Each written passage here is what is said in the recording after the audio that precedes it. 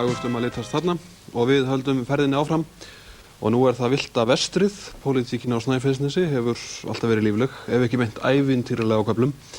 Enda óvíða sem persónufylgi ræður meira úrslit kosninga en einmitt í þessum fjallasal Vesturlands. Eitt sérstæðasta og magnaðasta bæjarstæði landsins að finna í landi Stykkishólms. Þar ekki flatneskjunni fyrir að fara og byggðin rétt eins og Róm reist á mörgum hæðum og hólum og ber þar kirkjan hest nývígð á klárri klöpp. Kristján Már var þarna á norðanverðu nesinu og kynntist bæjarpólitíkinni í Stykkishólmi.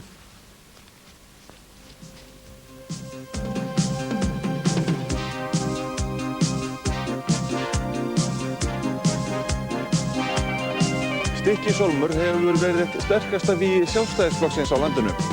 Undanfarna 2 áratugi hafa Sjálfstæðismenn stjórnað Stykkishólmi og það má reyndar segja að Sjálfstæðismenn hafi ráðið hér ríkjum svo lengi sem elstu menn muna. Ef undan eru skilin 2 kjörtímabil, 1966 til 70 og 1954 til 58, en þá ríkti hér vinstri meirihluti. Andstæðingar Sjálfstæðismanna hafa nú sameinast einn framboðslista, H-lista vettvangs. Að honum standa þeir 3 listar sem hafa verið í minnihluta, Alþýðuflokkur, Alþýðubandalag og Félagshyggjjumenn, en hver þeirra hefur einn bæjarfulltrúa gegn 4 fulltrúum Sjálfstæðisflokks. Hólmarar kjósa nú í fyrsta sinn til bæjarstjórnar.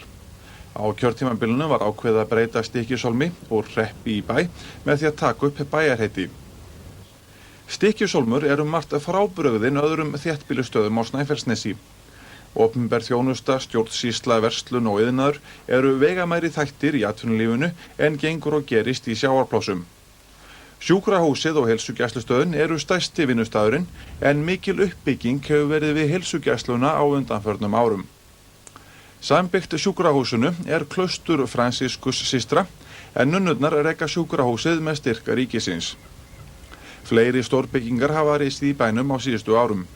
Grunnskólinn í nýju húsnæði en þar eru einnig kenndir 2 fyrstu bekkir framhaldsskóla. Ný kirkja var vígð í byrjun mánaðarins og setur hún sterkan svip á bæinn. Bygging stórs íþróttahús langt komin. Bæjarinn stendur í deilu við ríkisvaldið greiðslur vegna íþróttahúsins og telja bæjaryfirvöld að fulltrúar ríkisins hafi ekki staðið við gerða samninga. Höfnin hefur tekið stakkaskiptum með ferjubryggju sem nýlokið við vegna Breiðafjarðarferjunnar Baldurs. Heimamenn vonast til að ferjan geti orðið lyftistöng fyrir ferðamannaþjónustu í bænum.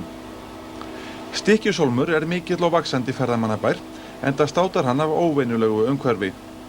Það hafa einkaaðilar nýtt sér sem skipuleggja siglingar með ferðamenn á hraðbátum milli eyjanna óteljandi á Breiðafirði. Í bænum einnig ekki stórt hótel. Fiskveiðar og fiskvinnsla auðvitað snar þáttur í atvinnulífinu en 37% íbúanna hafa lífsviðurværi sitt af sjónum. Á sviði sjávarútvegs hefur Stykkishólmur einnig sérstöðu. Veiðar og vinnsla á hörpudiski skipa stóran sess þótt hefðbundnar fiskveiðar séu einnig umtalsverðar.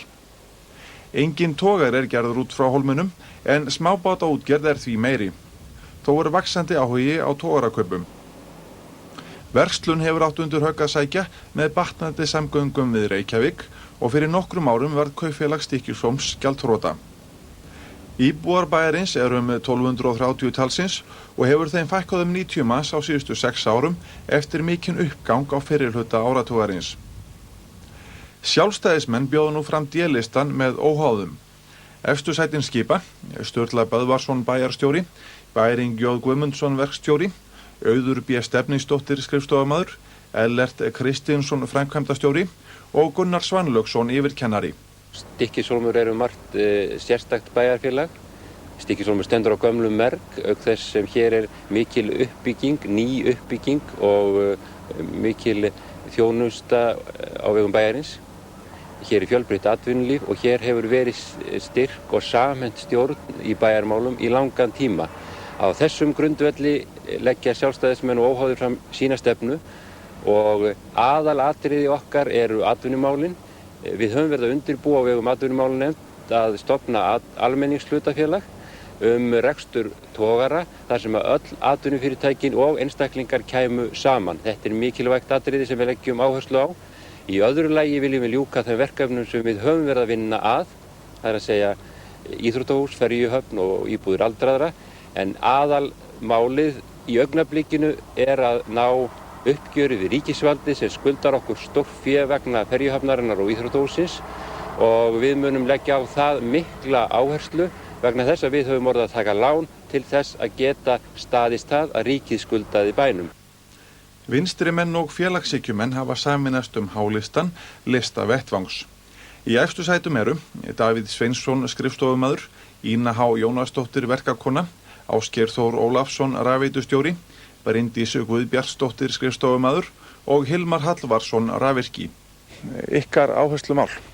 Það að koma skuldastöðu bæjarins í gott horf. Hún mjög slæm núna eins og stendur og til þess að það geti orðið þá verður að koma atvinnumálunum í gott lag og til þess að gera það þá þarf að auka kvóta bæjarins, fiskikvóta bæjarins og það teljum við best gert með togarakaupum og það kallar á fiskmarkað hér á Nesinu og bættar samgöngur þá á norðanverðu Nesinu sem eru ekki í góðu standi og aðal áhugamál okkar líka þessa stundin að koma íþróttahúsinu í notkun fyrir haustið og umhverfismál eru líka mikið atriði núna. Þó bærinn sé fallegur þá vantar nokkuð á að það sé gott því að öskuhaugarnir okkar kalla á aðgerðir núna því þeir standast ekki kröfu eða nútíma kröfur þarum. Erfitt að átta sig á styrk hálistans. Þó ljóst að jafnvel þótt atkvæði minnihlutaflokkana í bæjarstjórn hefðu verið talin saman í síðustu kosningum, hefðu það ekki nægt til að fella sjálfstæðismenn. Þeir fengu síðast liðlega 53% atkvæða. Hér virðast fáir trúa því að hálistinn komi til með að fella sjálfstæðis meirihlutann. Spurningin virðist frekar vera það hvort D-listinn fái 4 eða 5 menn í 7 manna bæjarstjórn Stykkishólms næstu 4 árin.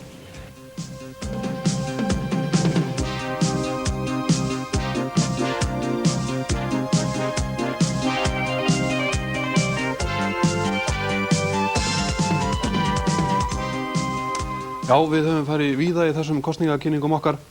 Fréttamenn